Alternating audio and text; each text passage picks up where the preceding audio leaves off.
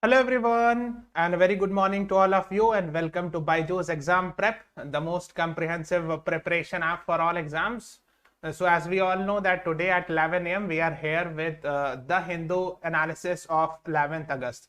So if I am audible and visible, just write in the comment section, yes sir, you're audible, so that we can start our class. So today is 11th August and today I am going to discuss the entire in-depth analysis of today's The Hindu. Okay, by me, Salik Ahmed. So let's start. So this is the Hindu newspaper. Today is the Hindu newspaper. Today is Thursday, 11th August. And the two important articles on the first page are, this one is important one. The article says, to boost spending, center releases 1.16 lakh crore to states. And another article, this one was, Nitish Tejasvi take oath cabinet expansion very soon. So these two are important articles, yes, which we are going to discuss today, and other articles also, but on the first page, the first half, these two are important articles. So let's discuss about this one. It says, to boost spending, center releases 1.16 lakh crore to states. So 2 months due in one to go to ease constraints after end of GST compensation. Okay. Now, I hope you are aware there is a concept of what we call it as tax devolution. Please know this word, devolution. Devolution means center giving its portion of taxes to state. So here it is said the center on Wednesday released 1.16 lakh crore to the states, equivalent to 2 monthly installation of tax devolution, to help front load state government capital spending ability in this financial sector. So basically, I hope you are aware, because of the COVID, etc., a lot of things, the state did not have that much left to fight the fiscal issues and all, or you can say the crisis of economics and all. So the central government has released 1.16 lakh crore to all the states in total. Okay, yes. Okay, now coming soon after expiry of assured GST compensation to states from this July. See, when GST was passed, it was on 1st July 2017. It was said that for the next 5 years till 2022, the loss of GST will be compensated by the center to the states, because once the GST came, the power of a state to levy the taxes or take the taxes got reduced, and center's power became more. So that is why the government had promised that for the next 5 years, we'll be compensating that. So this is what it says, coming soon after expiry of GST compensation to states. Means now the 5 years concept of giving the GST compensation now is end. So now again, but still the center has released this much amount of rupees. That is what the article says. Okay, so they're talking about like, this will be to bolster their cash flow and nudge them into planning and executing capex, capital expenditure. Means expenditure on big infrastructure projects, long-term projects are called as capital expenditure. So basically it says that this will be helpful to the states to invest in capital expenditure and all. Now let's talk about this one. So this is how it is, but let me ask you one question first. So the first question is in front of you, which is in front of your screen.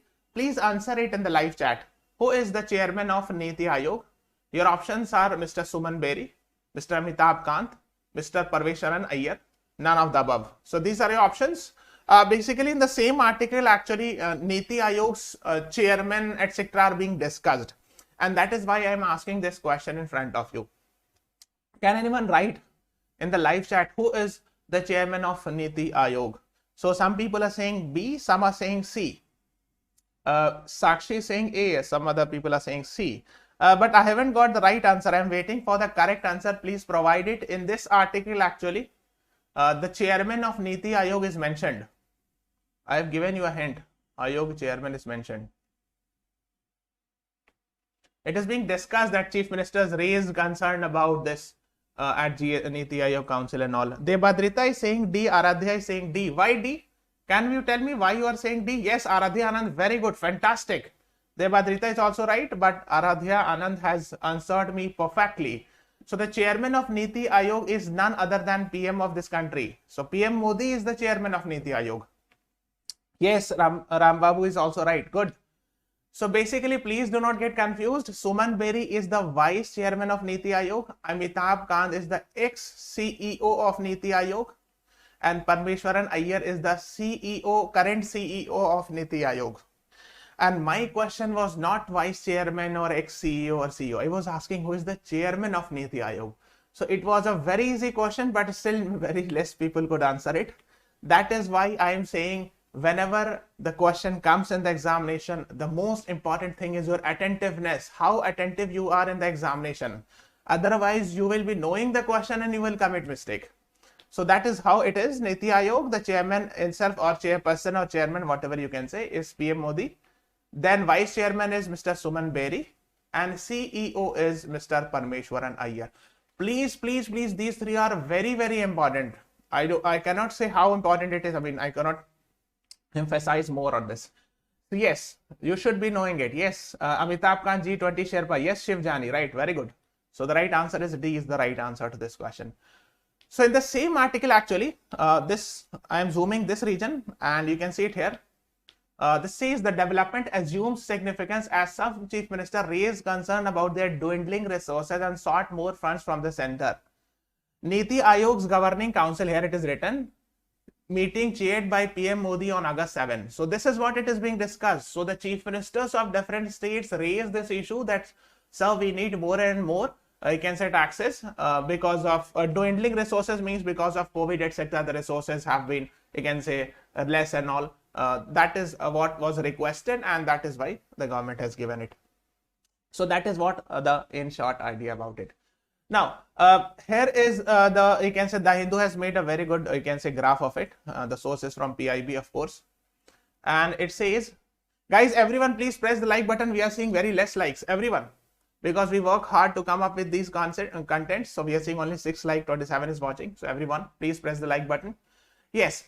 So this is how the actually 1.16 lakh crore will be given to different states. So 20.9 to UP. So it is saying 1000 crores. It means 20.9 into 1000 crore to Uttar Pradesh government. So it means 20900 crore to UP government. This much amount will be given to UP government.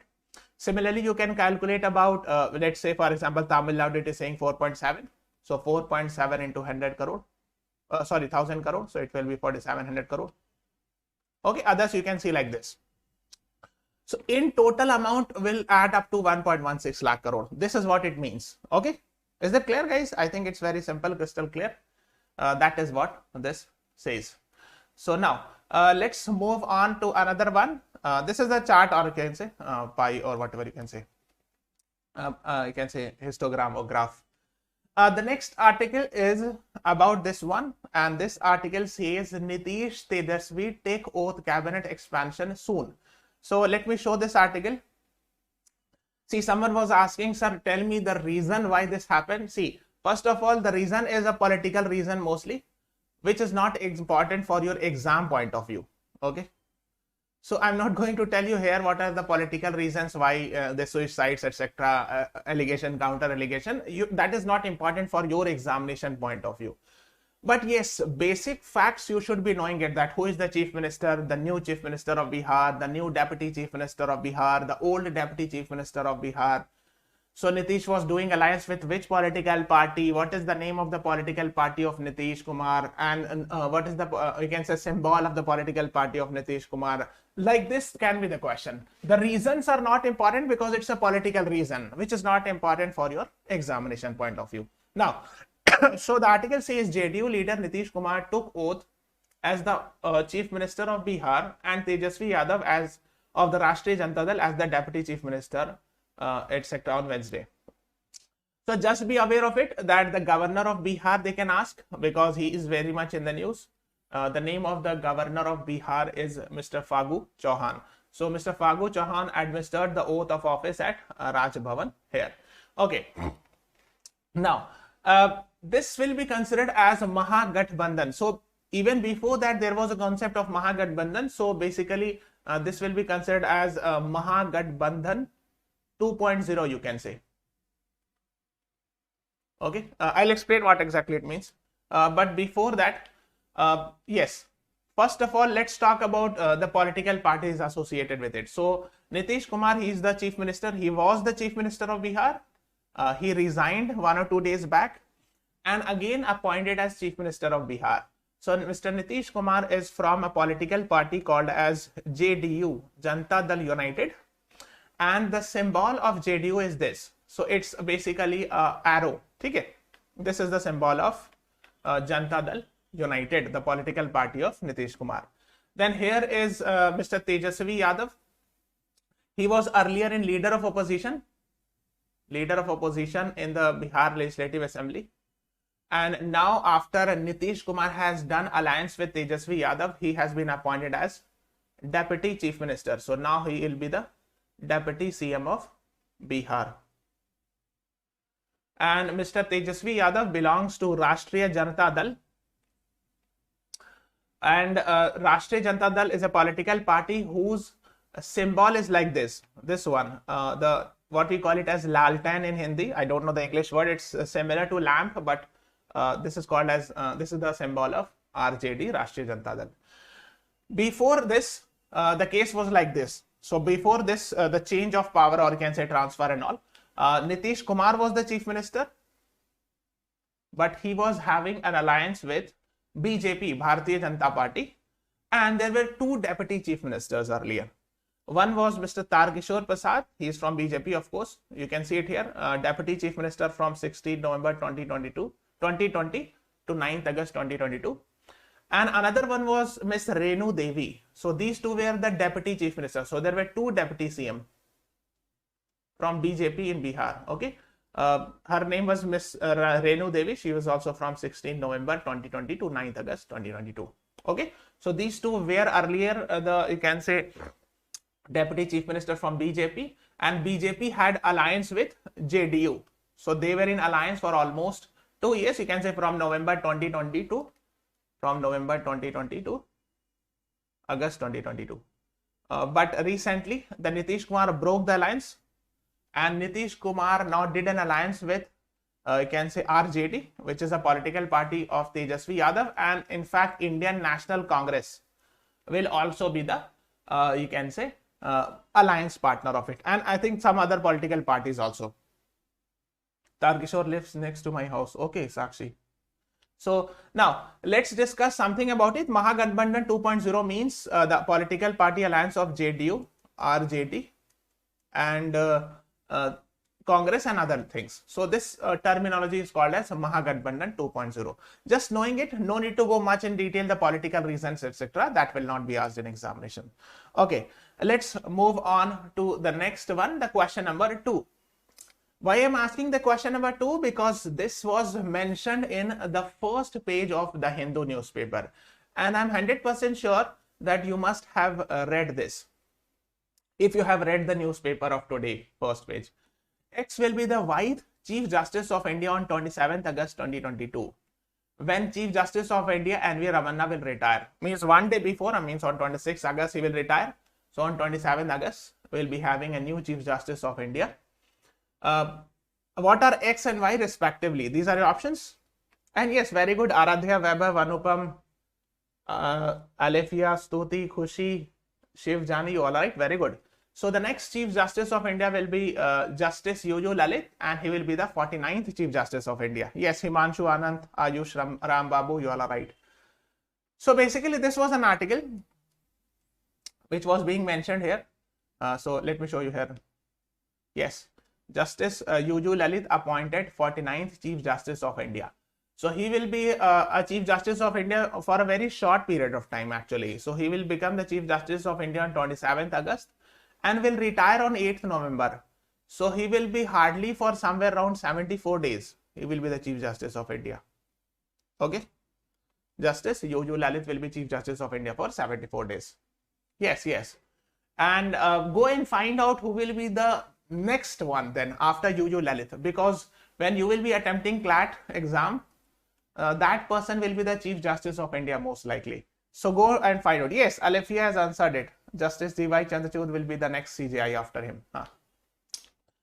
Now let's talk about another important article. On first page, it talks about Supreme Court to take a plea on ban convicts from poll for life. So basically, what it means is the petitioner has said in Supreme Court that even a constable loses his job after conviction. So if a police constable is convicted for some crime from after even being, I can say, even completing his or her tenure, he or she cannot become again get the post of or get the job of constable. This is what the petitioner has said. Now, but in case of political MPs or MLAs, that is not the case. So in general, it is like this, that let's say, for example, an MP or MLA was, I can say, has been found guilty, convicted in some case. So let's say he is sent to jail for 2 years. So after 2 years, he come out of the jail. So let's say, let me make it 3 years. Okay. He will come out of the jail and plus 6 years. So after 9 years, he can again go back and fight the election. That is what it says. So let's say he has been found guilty today of, you can say, some crime. Let's say the punishment is 3 years. So he will go to the jail for 3 years. Once he or she will come out, after that 6 years gap will be there, and after that he or she can come back and fight the election. Okay. But that is not the case with other services. Let's say, for example, if somebody is a, let's say, a police officer, he is found guilty of some crime. So he is arrested, sent to jail for 4 years. Then after coming back, he cannot join the police service. Okay, not at all. Yes. So that is what it says, that so people have filed petition that even MPs and MLAs, if found convicted, should be barred for lifetime. Means for lifetime he or she should not be fighting the you can say fighting the election.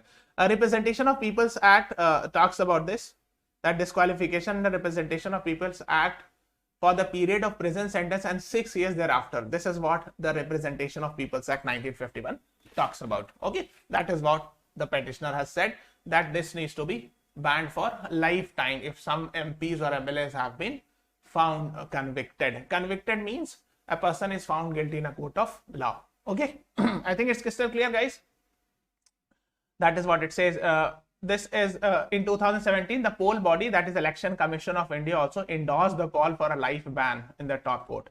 It means the Election Commission of India had also supported this argument that yes, they need to be banned for lifetime. Yes, yes, Ram Babu, right, in politics is possible. Yes. Now let's talk about another article on page 6. Second warning issued at Bhadra Chalam.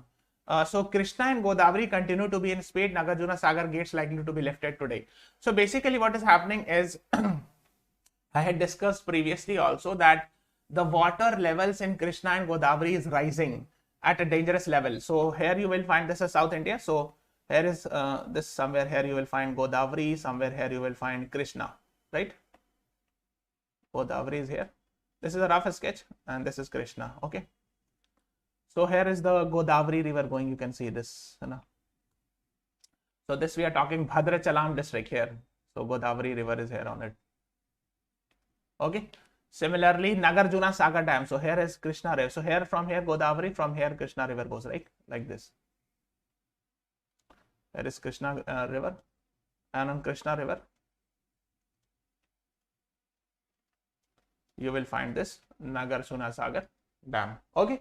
So that is what is being discussed, that Nagarjuna Sagar's gates lifted today. Nagarjuna Sagar is a very famous dam actually on the border of Telangana and Andhra Pradesh. Here somewhere you will find, yes, on the border of Telangana. This is Telangana and this is Andhra Pradesh, right? So just be aware of it. Sometimes they ask in exam that Nagarjuna Sagar is on which river. So it's on Krishna river. Just have an idea. No need to go much in detail, but have an idea that yes, the water levels are rising. What is Nagarjuna Sagar Dam? What is Bhadra Chalam district and all? Yes, guys, everyone please press the like button. We are seeing only 15 likes, 27 is watching. Everyone please press the like button. Yes. Now let's talk about editorials on page number 8. So this was an editorial. One was about COVID-19 arguably has become endemic in India. The second was Uncle's bold face. So let's discuss first this article. So basically, the author was talking about the COVID-19 cases in India. So he has said that now the infectious level outbreaks, epidemics or pandemics share a fate. So basically he has defined three things. One is called as outbreak, another is called as pandemic, and another is called as endemic. These three words, okay? So he himself has in fact defined it here, that here it is. So if you see it here, an important point to remember is that outbreak, epidemic and pandemic reflect only geographical spread. Outbreaks are a localized spread, while an epidemic is when a disaster affects a large geographical area, and a pandemic is when the country in different regions of the world are affected. So basically he has said like this, that outbreak, if it is in some restricted area, then epidemic is if it is spreads in the big section of our country or in one country.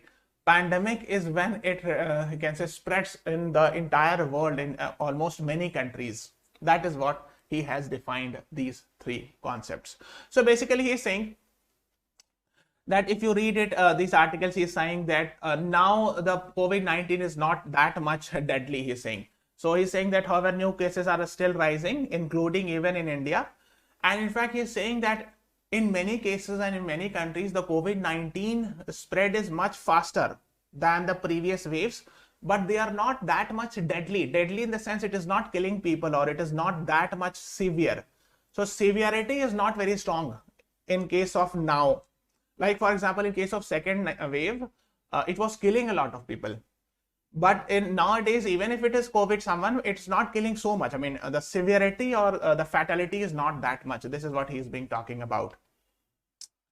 Then he says that here from in this article, there is another dimension to the pandemic and endemic debate. Since pandemic have a social impact, the decision on when a country has reached endemic stage is also determined by social perspective of the acceptable risk.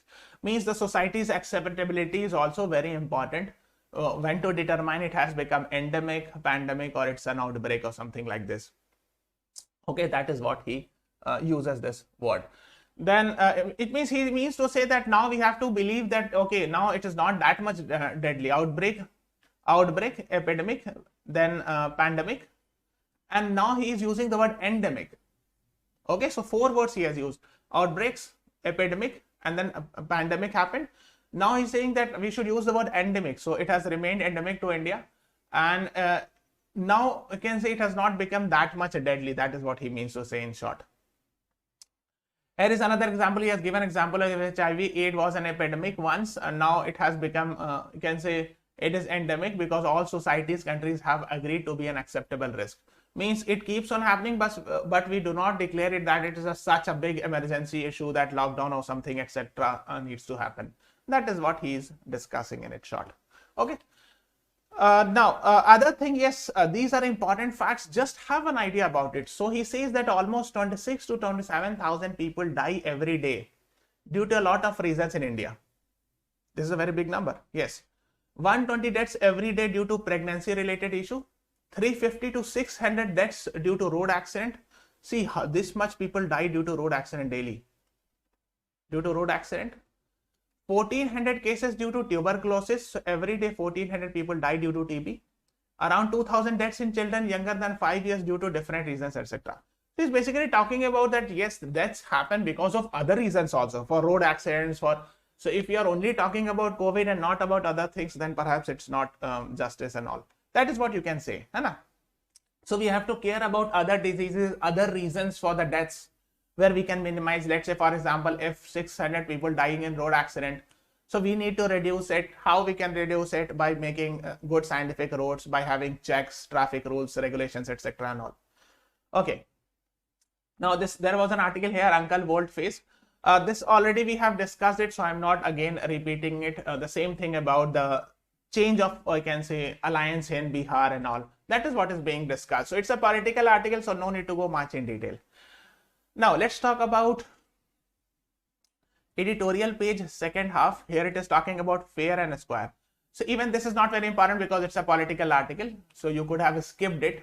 If you want, you can read it, but I don't think from exam point of view it will be very important. So you can skip this one. This one is fair and square. So basically fair and square means He's talking about the 44th Chess Olympiad that actually happened in India. So the author, the editor of the Hindu newspaper are talking about this, that it happened in the town of Mamallapuram near Chennai. And originally it was supposed to happen in Russia, but because of the COVID, then because of Russia-Ukraine war, it was shifted and now it was happening in India. Yes, chess championship. So here it is, 44th Chess Olympiad, happened in Chennai. You can say exactly it should be Mamallapuram, but yes, okay, Chennai is fine. You can answer Chennai also. Happened from 28th July to 9th August. So now this tournament is over, and happened at Mahabalipuram, Jawaharlal Nehru Stadium, etc. Now, this was the thing that is being discussed in the Hindu editorials, that initially it was supposed to happen in 2019 in Russia. Then later moved to, originally supposed to happen in this city of Russia. Now moved to Moscow, the capital of Russia, in 2020. But because of COVID-19 pandemic, it could not happen. Then it was postponed, and because of Russia's invasion in Ukraine, you can say the venue was shifted to India. So that is how it was. Okay, so just have an idea about this also. Now let's talk about the op-ed page articles. The grammar of VIP security. This is not very important. You can escape this one.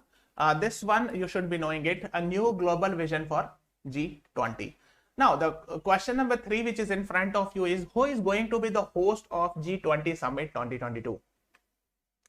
Your options are India, Indonesia, China, Germany. What is the right answer, guys? Guys, everyone please press the like button. We are seeing 17 likes, 26 is watching. Everyone please press the like button.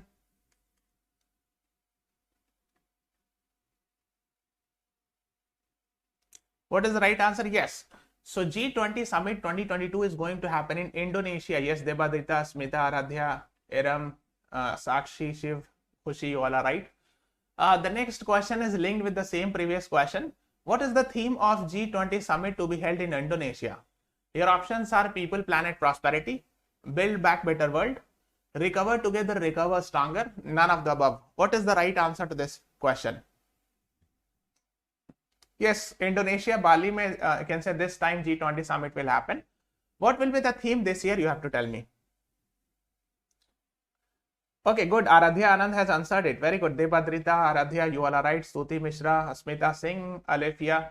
Recover Together, Recover Stronger. So C is the right answer to this question. Iram, you all are right. So here it is. You can see it here. This is Recover Together, Recover Stronger. You can see it here. G20 is going to happen this year in Indonesia. I hope you all are aware of this. Okay. Now, let's talk about this. And if you talk about next year, it will be happening in India. Yes, 2023. I hope you are aware of this. So that is what Mr. Mukul Savan has written an article. Mukul Sanwal has written an article. While India has taken a clear view of the role of G20, there is concern that the agenda, themes and focus areas which India will set for 2023 lack vision, etc. So he's basically in short talking about 2023, what should be India's vision, theme, etc. in this. That is what is being talked about.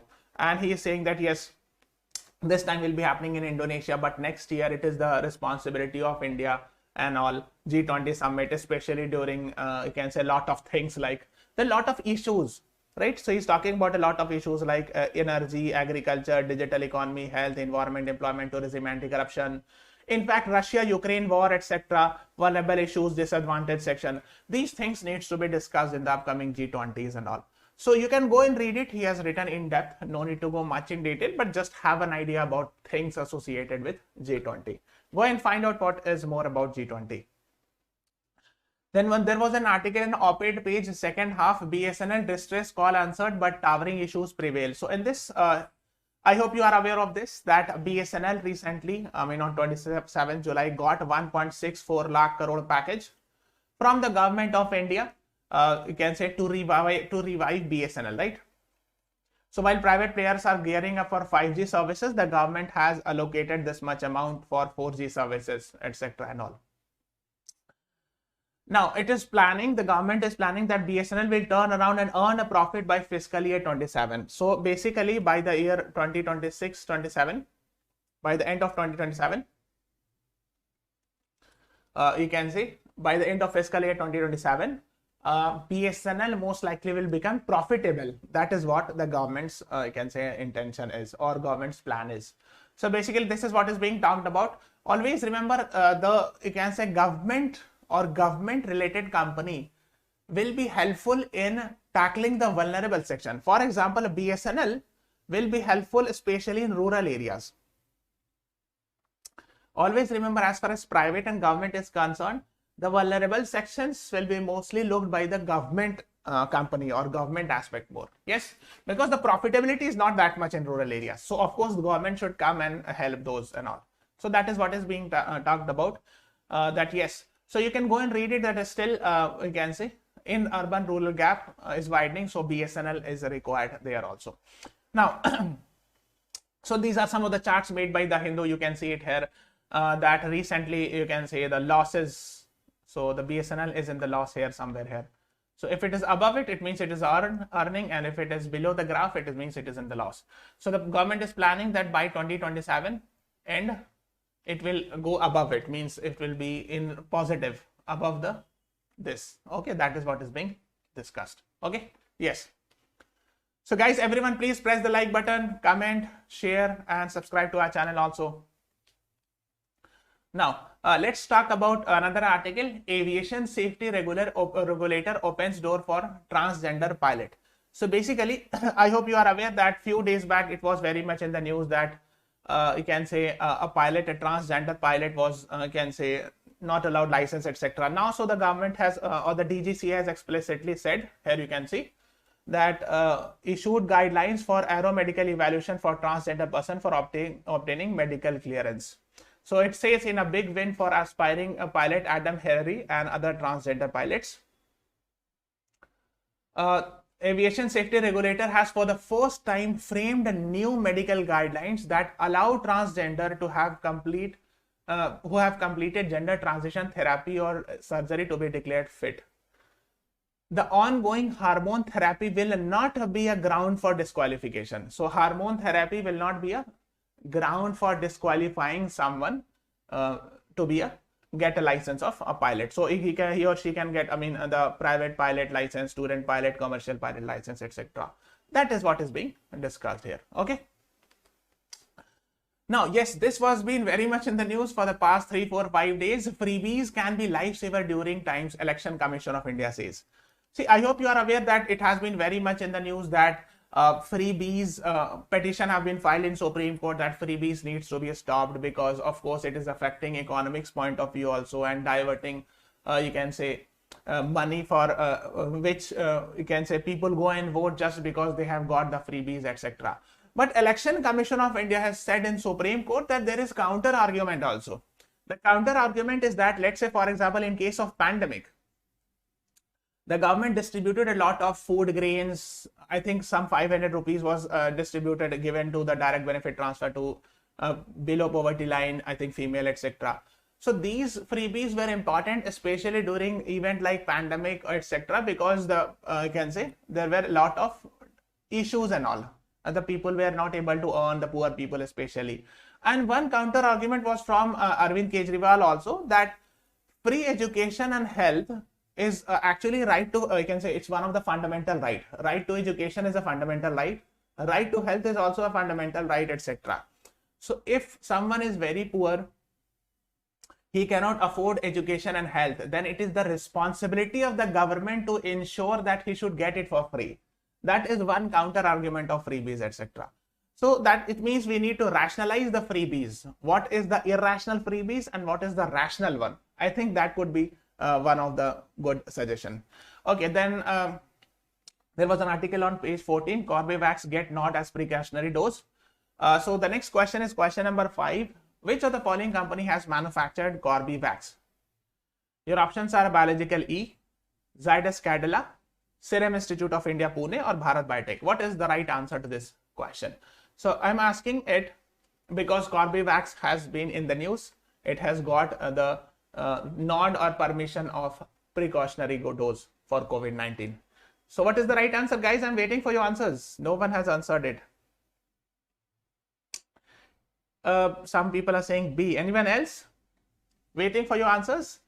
So Corbevax is a vaccine produced by Biological E actually. So if you see it carefully, the Union government's approval of Biological E as precautionary dose against COVID-19 for those above 18 who are fully vaccinated with either Covishield or Covaxin. It means if you are 18 plus, you have got both the doses. Both doses means 2 doses you have got either of Covishield or Covaxin. Then for the third dose, you can take this one also, Corbevax. So third dose, you can take Corbevax also. And if you go from their official website, Biological E Limited company has made this vaccine. You can see it here.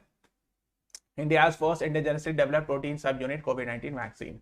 So that is what is being developed. Okay.